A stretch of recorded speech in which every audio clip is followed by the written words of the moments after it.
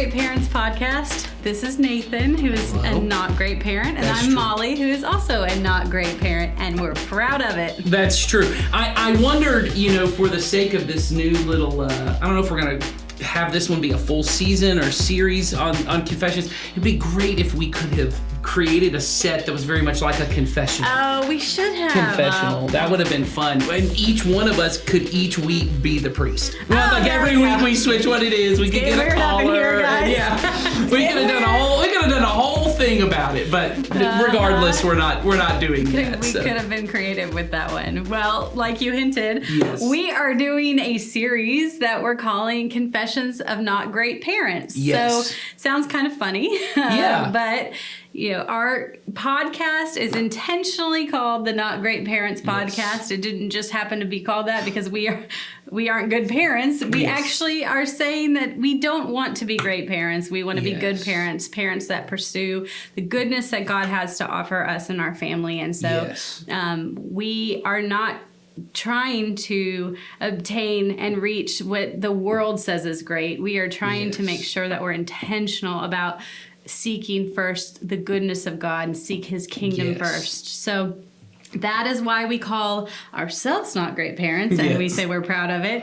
And that is why this new series is called Confessions of Not Great Parents. Yes. And so we know that we all have confessions as parents, right? Sure, we just have confessions as people. Whether you're great, whether you're good, whether you're bad. We all have confessions. And the world tells us as parents, we have to have this perfect, we have to be great parents who, never say a bad thing about their kid, never think horrible things, never have doubt themselves, none of that. And the truth is that we do. Yes. And that sometimes it's okay. Yes. It's always okay to have them. What's not okay is to not ever share them, so to speak, or not ever let them come to light. Because when we don't share our things, when we don't have confession, we don't talk about what we're thinking, we either do one of two things, right? So explain that a little bit about what we do with that if we're not sharing those things. Yeah, so if we never confess anything,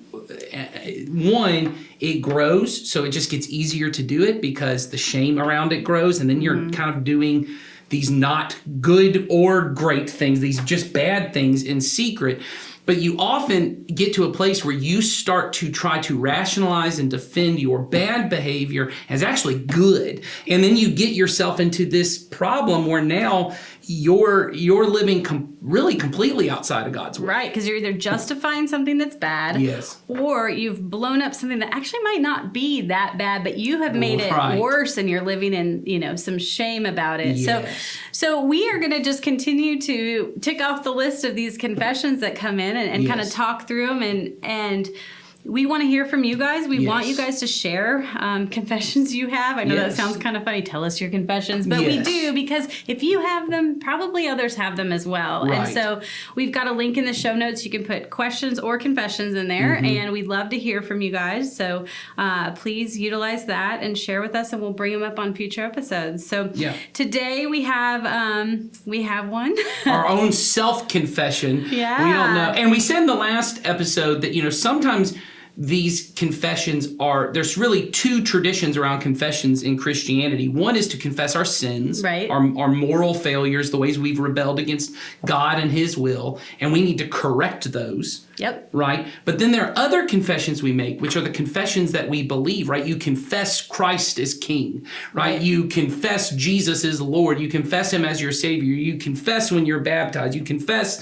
when you give these ancient creeds. All those kind of things are confessions that really confirm and kind of reaffirm the things that you know to be true, so they get deeper within you. So sometimes we're going to look at these confessions that the world would see as maybe morally wrong, right? That, as we said in the last one, that your kid would not be your world. Yes, that was our confession in the last one. My kids are not my world. Well, some might say that sounds terrible as a parent to say, but we in the last one said, actually, they shouldn't be your world. Yes. So we're not going to hear your confessions and always go, that's a terrible thing to say. We might actually say, we might affirm that is a very healthy pursuing thought. Yes. We might have somewhere we say, yeah, this needs to be corrected. That this is something that is, and I know the word sin is so heavy, so I'm not going to use that in this part, but it is outside of what God would want for your family. That's the definition of sin. Which is the definition of sin, but maybe we're not going to say sin. Yes, yeah, you sinner. But, I'm comfortable with the word sin because I think it accurately describes it, but I get, for a lot of people, there's shame around it. So darkness. Yeah, there's a lot of shame and darkness and all these things around it. So what you want to do is to be able to just identify this is outside of God's will. Right. So I want to move towards what he calls good and healthy because we're pursuing his goodness. So today's confession is a self-confession from both Molly and myself. It's a combined confession. Yeah. One of us said it and the other one goes, oh yeah, I do that too. So likely a lot of these confessions, even if you send them in, are, like we said, we want them to be relatable because, and so far we're finding that they are. So this one is, I say things I regret and I cross the line with my words when it comes to my kids. Yes, as a parent, I say things I regret and I cross the line with my words. Yeah, so I think, even parents who pursue greatness have this way of kind of, like I'm rising above the messiness of my life. Like my life is messy, but look at how well I'm doing. And there's a way of going, I don't know, I'm not perfect. I don't say everything right all the time. We want to just say, no, sometimes I just say bad things. Yeah. Sometimes I don't just really mess up with my words. Sometimes I just really get it wrong with sometimes, what I say. Sometimes I don't just raise my voice, I yell. Sometimes I mess it up. Sometimes I emotionally get not in a healthy place, right? I get into a bad place emotionally because of situations at home, because of my kids' behavior, because of my own insecurities as a parent. There's a list of reasons that those things Whatever happen. your things are that create that boiler for you, we all have them. And I think that, those things swirl around and then often we blow up or snap or shut down and say, mean things. Or it could be, everybody communicates differently. So we're not all going to blow up and yell the same thing. But we all can experience as parents have experienced I would find it hard to believe that there's nobody that has never. Maybe there are great parents out there who have never said things they regret, but certainly Molly and I would say there are times I have, and there are times I have had to not only confess on the internet in front of strangers, but also to my own kids, hey, I crossed the line. Oh, absolutely. That was too far. And I was hurt or I was frustrated. And I try, and maybe we'll get to this at the end of this episode of how you handle it when you do, which apology is the way, right? I try to treat my kids like I would treat any other person that wasn't my kid. And if I messed up, I would go to them and ask their forgiveness and try to go, hey, I'm going to work to make sure this doesn't happen again. So I remember one time in particular, one of my daughters she was out of line. I mean, that's just true. Right. She would admit she was out of line. She was saying things she shouldn't have. And it just got under my skin in the right way. And it hurt my feelings. Something she said just, made me feel insecure. And so I started going back at her and going, well, if we're going to argue, let's argue, and going back. And about halfway through, I don't think it was any in particular thing I said. I think it was just the way I was speaking. It was disrespectful. It was rude. And she handled it fine once, we got done with the whole thing. But I felt, man, I crossed the line. That was, she acted like a child, but she is a child. Right. I acted like a child, and I'm supposed to be the parent, and I'm supposed to be. So I went to her afterwards, and I just said, look, I'm really sorry. What you did wasn't right, but I should not have gotten my feelings hurt in the way I did, and I should not have spoke to you the way I did, and the way I said it to her. And I've used this a lot because I think it is helpful for myself to remember, but also for her to know, as I said, if anyone had spoken to me the way I spoke to you, I would not have handled it as well as you did. That's good. If anyone had been as disrespectful to me as I was to you, You know, I would not have dealt with it. And so I want to apologize to you and just say, I crossed the line and I'm going to do my best to not do that. I've also had my children come to me and say, hey, when you say things like this, that hurts my feelings. When you make this joke. As a feeler, I'm like, oof, ouch. Yes. I've had them come to me and say, this makes me feel like maybe you don't love me, and that's the language. And when you hear that, you go, oh, Yeah. But to try and hear it in there. On the flip side, that fact that you're hearing it from them says a lot about the fact that they're comfortable doing that. Yes. If you told me they only ever one time did that, and they're never going to get to do that again,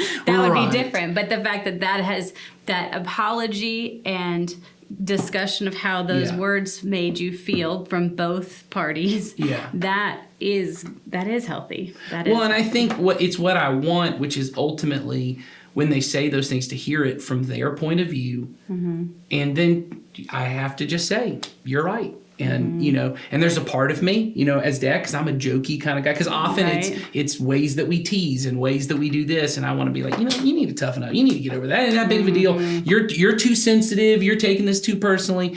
But in that moment, just say, okay, and I'm going to try and do better. And I hope you'll give me grace, because I try to tell them all the time, I'm older. It's harder for me to change things, but I'm going to work. I hear what you say, and I want to move on. My child and I have, my older child, my younger one is not one I have this with, but my older one and I have plenty of spats, so to speak. And often I raise my voice, and he doesn't do great with that.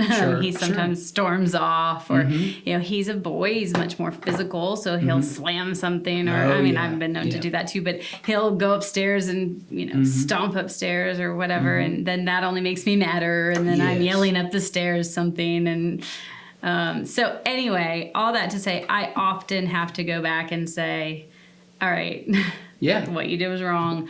We got to a point that we shouldn't have. This was my part in that. And now we're at the point, because he's a little bit older, where he then says, he'll say things like, well, I also didn't handle it well, or whatever. And we are at a point where we can say, okay, let's together try to do better. But even if he doesn't, I as the parent am the parent, and I have to be the one to initiate and have that conversation with him, where it's not about his behavior in those moments. It's about me. And if he comes to the table and says, I did this too, that's great. But if he doesn't, I really can only address me in that moment. Yes. So I think the first thing we just want to be able to say in this episode is this is something that has to be corrected. This is not something we want to confirm. And everyone says things. Yes, we do say things we regret. But if we say things we regret, we do nothing about it, and then we continue to do it, that is not what God calls us to do. Yes, it is it is sin to use our words. And this is the way I would say it is outside. I know I said I wasn't going to call it sin. Let's say it a bunch of times. It is sinful to use any means, but especially words, to get back at somebody when your feelings are hurt, to try and coerce people to do, manipulate them, which, sometimes I'm a loud person. So I raise my voice all the time, whether I'm actually trying to intimidate someone or not. It's a part of the way I speak. Right. But if the reason I am getting loud is to shut you down and to intimidate you into listening to me, that's outside. That is not a loving way to speak, right?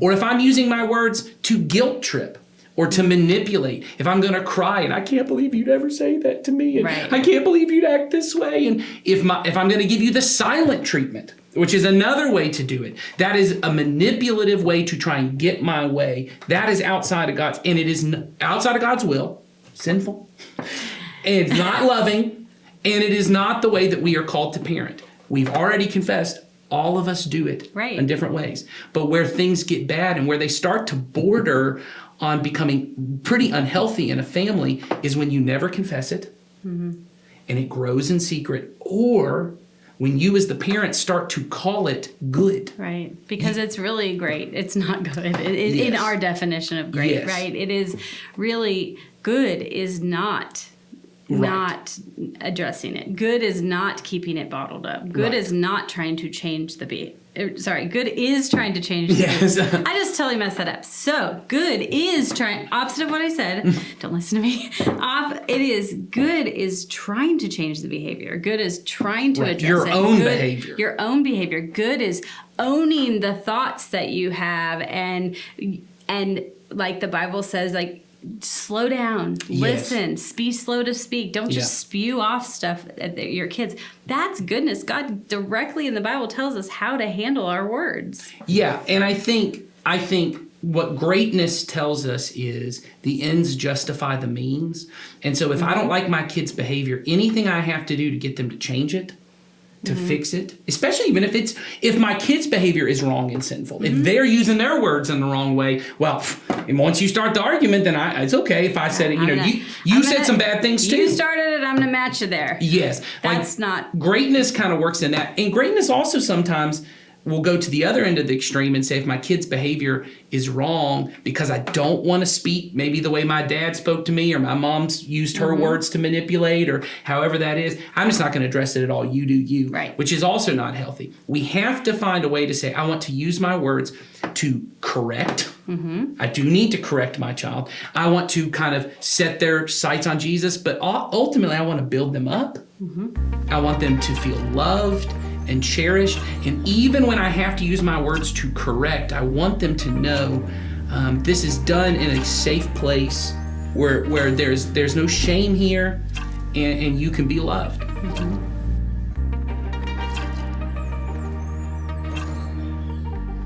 Well, guys, let me go ahead and make my own confession to you as well.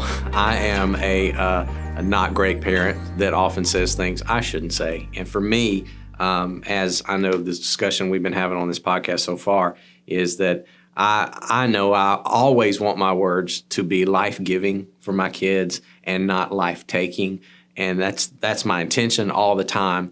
I don't always live up to that. But here's what I've found, and these are some of the ideas that I sort of came up with that might help us on this discussion. Sometimes for me, it just takes a tiny adjustment in how I say some things that turn my words from life-taking into life-giving words, and they change the impact that they have on other people and my kids specifically. I know all of us as parents, we talk a lot about let's make sure that we're praising our kids. Let's saying positive words that build into them. Absolutely. But a lot of times what I find myself doing is I just do generic praise. And I think one of the things that has helped me become a better parent in the way that I use my words is I get real specific with the praise that I give my children. I'll give you a couple of examples. Everybody wants to say to their kids, hey, you did a good job. And we do that a lot, right? I do that a lot. I say, good job to my kids. Or I say, oh, you're so smart. Or Mom and Dad, we're so proud of you. Nothing wrong with that. The problem is if we say that over and over again, a lot of times it just becomes white noise. And a lot of times our kids will even lean into, they think that in order to get their praise, they've got to perform in certain ways, and it goofs the whole thing up. And for me, what I've tried to do is I just try to fixate on some specific things that I want my kids to know that those were good things. And I get real specific. For example, maybe this is something you can say to your kids. Hey, when you picked your toys up the other day for me like that, man, that was really helpful for Mommy. And you get real specific. Or you say something like this, your drawings are so creative. I saw what you did in that project in school, and you put so much detail into the work you do. Or after a ball game, you say to your son, that catch you made at second base? That was incredible. Great job. Way to go on that. Or, you know what? And I say this to my daughter a lot. Honey, I love to watch you swim. I love coming to your meets, and I just love it. Brings me so much joy because I see how much joy you get out of that. Much better than just a simple, hey, way to go, good job. So go from generic praise to specific praise. The other thing that I know we all want to do is we want to correct our kids in the right way. And a lot of times we use our words to discipline or correct our children. We all have to do that. But how we correct our children makes all the difference. For instance, when you catch your child doing something wrong, try your best not to make statements about them, but talk about the action. Talk about how it affects other people or how it affects them in a lot of cases. For example, we can often fall into, and I'm guilty of this, I fall into a trap of saying to my kids, oh, you're just so messy. Or you always make us late. Or you don't even listen to me. And all those phrases are just statements about our children. And I don't want to say things about my child. I don't want to try and attach that to their identity. I want to talk more about the specific things. So instead, maybe I say something like this. Hey, I really feel sad when you lie to me because it's hard for me to trust you when you lie. Or I say, we all agreed that you'd be ready for school at 7:30 this morning. So help me understand why you weren't able to do that. Or maybe you say this to your child. Do you see how your actions just hurt your sister? Do you think you might owe her an apology? In other words, ask a lot of questions more than you make statements. And by your questions, invite them to have a conversation with you about the action that you want to discipline in that moment. And what you might find is you get a lot more compliance and you get a lot more interaction and a lot less defiance. Third thing, I've found that a lot of times in the way that we use our words, we wind up shutting down our children's emotions rather than, normalizing those emotions and allowing them to express them. And a lot of times that makes our words life-taking versus life-giving. One thing you never want to do is tell your child how to feel or what to feel. Like, for instance, and we've all done this, me included. Hey, stop crying. It's not that big of a deal. Or, you're fine. You'll be okay. Just get over it. Or, honey, you have no reason to be stressed about this. Again, that's just telling our kids how to feel. And the truth is, that doesn't help them because they feel what they feel, just like you and I feel what we feel. So instead of doing that, maybe say something like this. Hey, look, I can really see that this is upsetting for you. Do you want to talk to me about that? Or maybe this. I can tell you're feeling a lot of pressure at school right now. I can just see it in you. So is there something that I can do to help make this a little bit easier for you? Or maybe you say, it must feel really frustrating when you don't get what you want. And I know you didn't get what you want in that situation. And I just want you to know it's okay for you to be angry. And it's okay for you to tell me that. And it's okay for us to talk about that. In other words, let them feel what they feel. And by doing that, you're going to help them have some healthy ways of expressing those feelings to you. And again, those are life-giving kind of words.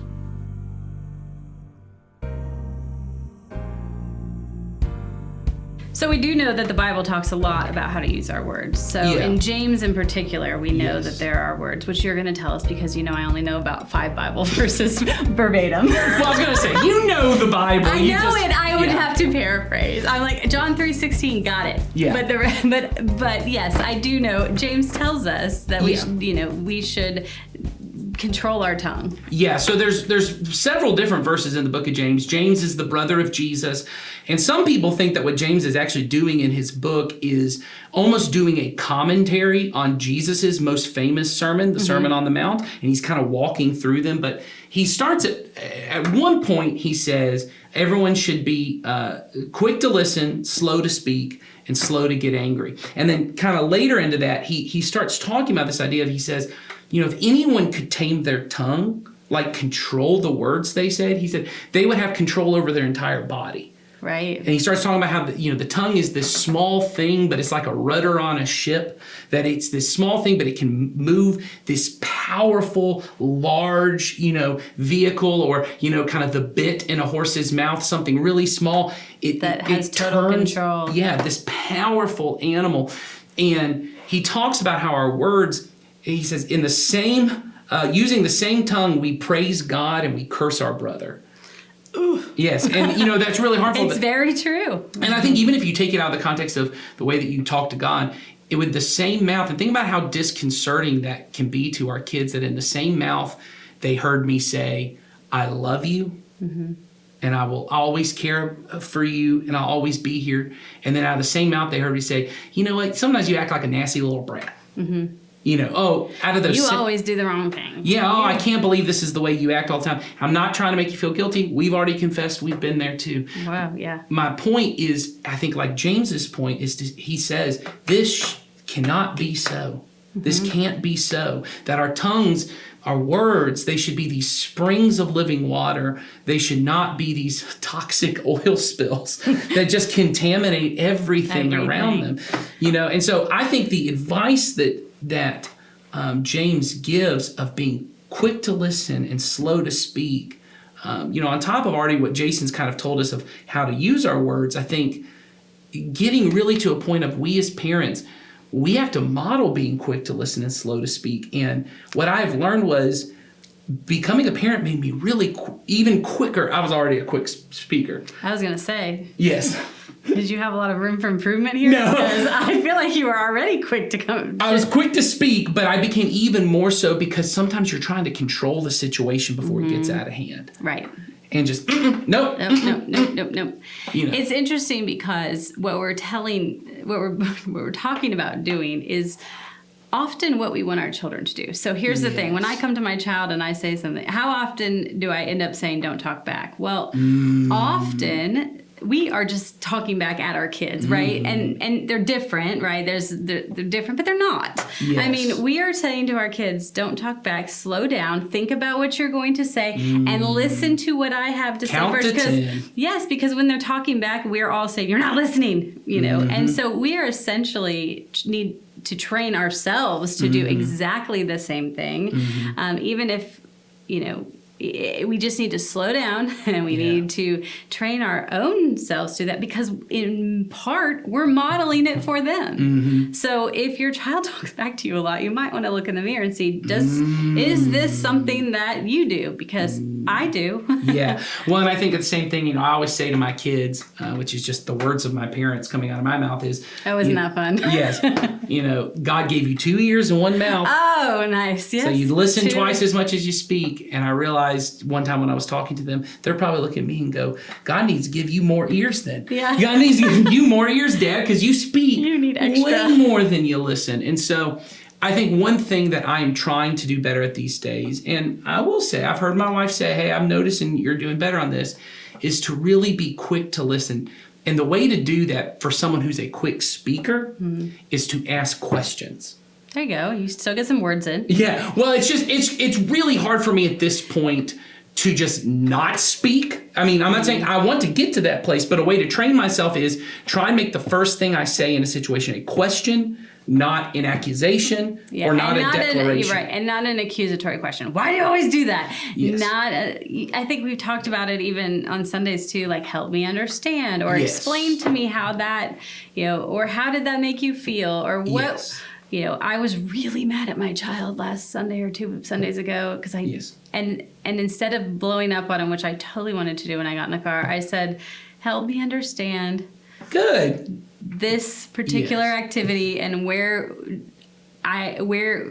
was going through your mind at the moment. What was the assignment? What was going through your mind, and and the reason I ask is because I'm trying to understand why you put the things on there you put. So help me understand that. Yes. Because unless I understand that better, I'm just mad at you about it. Yes. So I think that's a great thing of help me understand, or, just asking a question of, hey, what's going on? Or, what are you feeling right now? I ask that a lot. When I come in and my kids are really angry and maybe they're saying hurtful things or, maybe they're even having bad behavior. When I step in, instead of going, don't do that, we don't do that, we, blah, blah, blah. When I step in and go, hey, can you tell me what you're feeling? Why are you acting this way?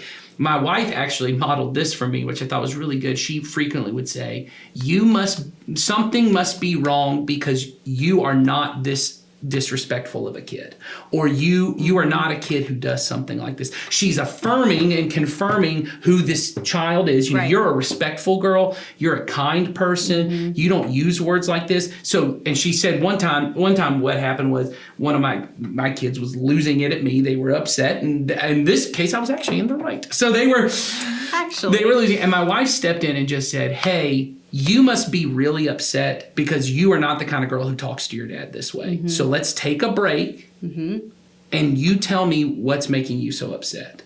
So it is a little bit of both, Right. but it allows you to say, and now I want to listen to you. And then you actually have to listen.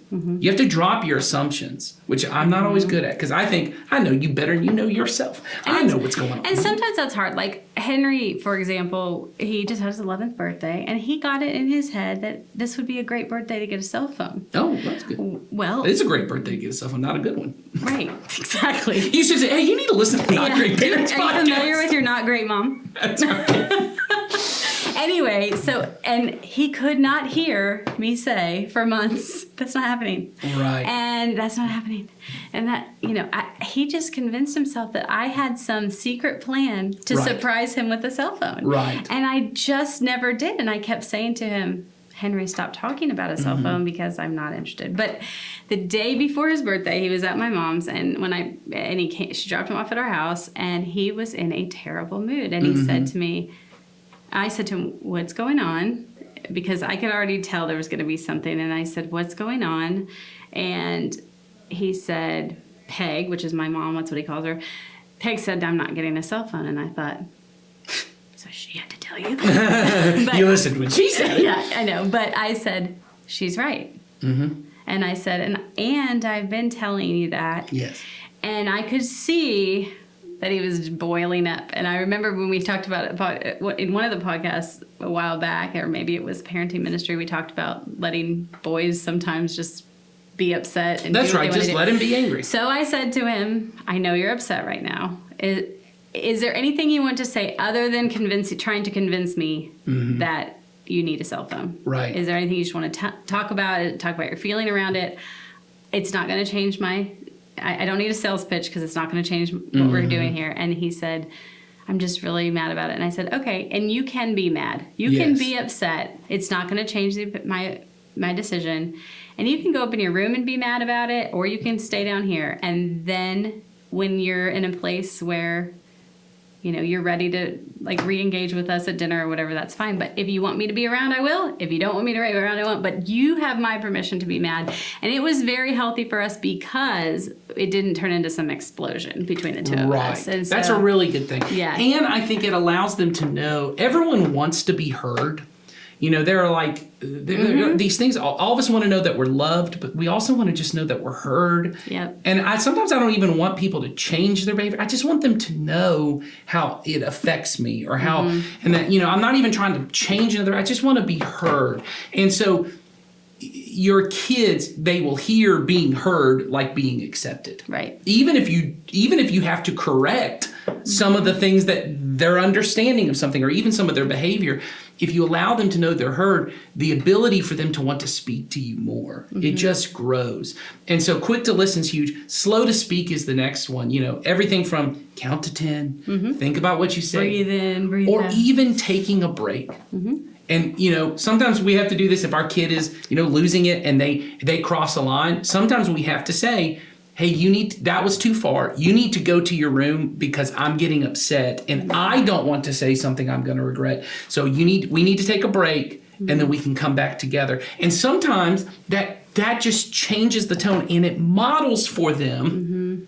It models for them what it is to be slow to speak. So I think being willing to say it is important for us to be able to say to ourselves and to our kids, words carry a lot of weight, and I don't ever want to treat them carelessly. And so sometimes I really need to slow down. Right. If I was disarming a bomb, I wouldn't just go, well, we're in the heat of the thing. I'm just, yellow, Yeah, right. I want to take a little bit of time to go, okay, maybe I'll get an expert. I'll get someone else's opinion on how I should handle this. And maybe as parents, we should be excellent bomb disarmers. Hey, there you go. I like that. Well, and I will say this for having children who have come from foster care, and also just being a foster parent for years, a lot of the training, and this is, I think, good for all parents, is about de-escalating situations. That you often come in, and I think you get by with it a lot if it's a child who's not from a traumatic situation, that you can kind of just come in and go, no, stop, go over here. And they kind of figure out how to kind of bottle that up. But when you come into a situation where the emotion is high and your goal is to come in and intimidate or to try and take authority by being forceful, you often escalate the situation and you're not disarming the bomb. If you can come in and de-escalate, one of the easiest ways to de-escalate is say, hey, well, come here. Sometimes it's through physical touch. So, if your kid is a love language touch, coming in and just a gentle hand on the shoulder or hugging them. I do that with one of my daughters. Go, hey, come here and give me a hug, just so we both know we're on the same side. I'm not in here trying to be mad at you. We're on the same side of this. And so get in that place and then go calmly, okay, tell me what happened. And then when they answer, instead of going, well, that was stupid, you shouldn't have done that, which is something I say because now I'm calling my kid stupid. Instead of saying that, I want to step in and say, hey, why do you think you chose to say that? How were you feeling when that happened? Is that why you chose to say that? Do we want to do things because we're scared? Do we want to do things because we got our feelings hurt? Is it okay when someone hurts my feelings for me to hurt their feelings back? It now has de-escalated the tone of the situation. I'm more careful. And then sometimes if it is getting heated and you can't, just saying, hey, we need to take a break.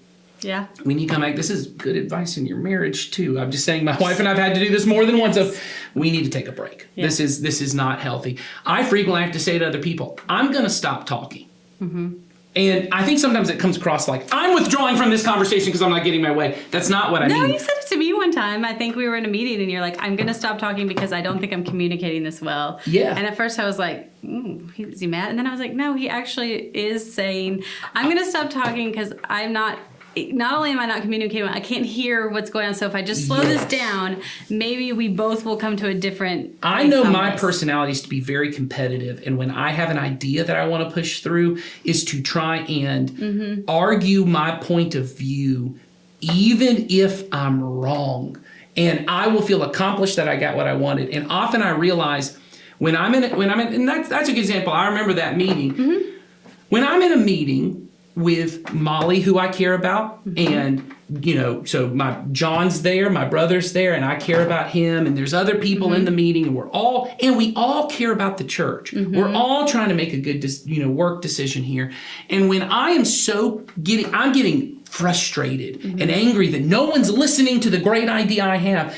What I'm trying to train myself to do is go, well, stop talking, because if your idea was that great and it was the best solution, someone else would have confirmed it. Maybe if you stop talking and you listen, you'll find out, oh, they also had a good idea. And maybe there's a way to combine the ideas, or maybe my idea just wasn't the best idea. And if I can, once again, de-escalate myself. But I do the same thing with my wife. I love my wife. I know, but neither one of us want to hurt each other. So when she says something that hurts me, I need to de-escalate and say, maybe she didn't know she was hurting my feelings.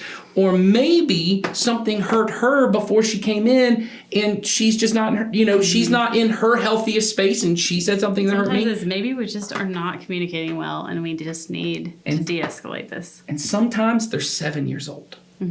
And the reason they said something hurt your feelings is because they're 7 years old. And sometimes the reason they can't control their body is because they're 7 years old.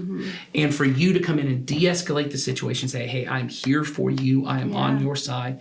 It changes everything. And so, now that we know the kind of things we should avoid saying, the kind of things that we should say, I think it's important for us to be quick to listen, slow to speak.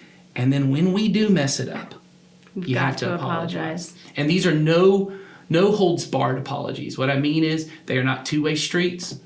Your kid may have messed it up. Drop your expectation about the kid. You are walking in and you are apologizing for solely your own behavior. Yes. It's the way I would approach it if it's the way I would approach it if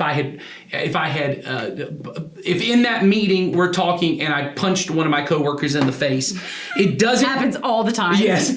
It does not matter what they said to me before. No. I chose to punch them in the face.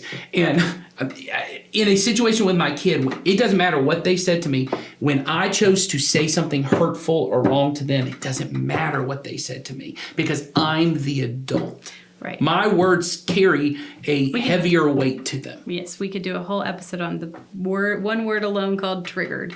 Which Yes. we still own our own behavior. We Yes. still own our response to something. And so apology is huge. And we know that we've got to do it. I mean, you just Yes. have to apologize. And in part, it's because good parents are modeling apology. Good parents are Yes. ultimately saying, this relationship between you and I matters more than Yes. my idea or the way you acted in this moment or, whatever frustration I walked in the door with. That ultimately this relationship is the most, neither one of us wins if that doesn't win, because That's right. God has said that. There is no competition here. The win is that win-win is the only win. Win-win If there is is the any only win. loser, we both lose. Right. But the difference is that we as the adults, we are going to have to carry that more because Yes. our children are children. Well, and at some point we need to talk about there is a place to teach your kid how to apologize. And it's really pivotal because kids who can't apologize become adults who can't apologize. But when you have crossed the line, you are not looking for an apology from them. You are coming in and you are owning, I crossed the line. I am sorry. Will you please forgive me? Ask for forgiveness. And then you say, and I'm going to do better. Yep. I'm going to work. And then you actually have to do better. And then you have to do it. Then you got to do it. Yeah. But this is a confession. It needs to be corrected. But all of us struggle with it. James says if anyone could do it perfect, their whole body would be perfect. They'd never sin in any way again. Nope. But none of us are perfect. We're all trying to learn how to be good. Right. And Not goodness great. means we're always working at it. That's So, right. So send thanks us for- in your yeah, confessions. Send us in your confessions, and we're glad you're here with us today. And we will talk to you on the next episode. Take care. See you then.